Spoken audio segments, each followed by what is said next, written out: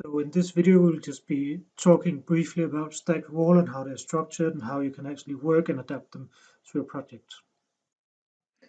So what we'll talk about in this video is briefly talk about the stacked wall that we just introduced earlier.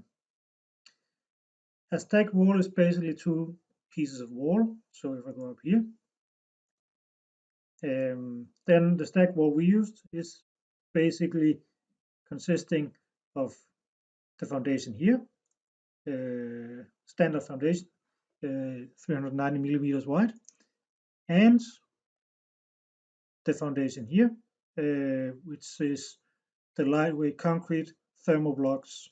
And then a stacked wall is just these two types stacked on top of each other, combined in one wall. That's it. So that also means that when we have to make a stacked wall, first thing we do is that we check up here that we have the different pieces of wall we need, the two individual walls. If we don't, we find something close to it, say edit type, make a duplicate, go into our structure and change the settings. So this would be for the concrete wall, and it would also be necessary to check it up here, edit type. If we need changes, duplicate, give a new name, go into edit, and make the changes here.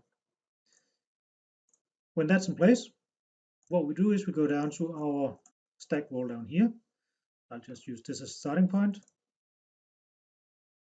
Then I go to edit type. Again, when I need to make some changes, I make a duplicate, give it the new name. And when that's done, I press OK. I'll just press cancel here. Then I go into edit, and we can see it's sort of similar to what we have in the normal wall, but here it's top and here it's base. So that means the one up here, which is our lightweight concrete blocks, they are on top, and we can see they have a height of 400 millimeters, which equals 2 blocks.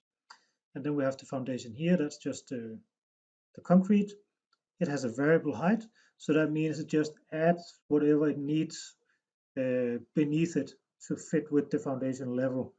So in this case, it would be 650 millimeters. If I change my foundation level to minus 900, it would be 500 millimeters, and so on. If I need a different layer, I can insert here, then we just insert, or I can delete a layer. So that's basically how it works. It's very similar to what we have in a normal wall. So that was basically a stacked wall. It's two pieces of wall stacked on top in one wall component.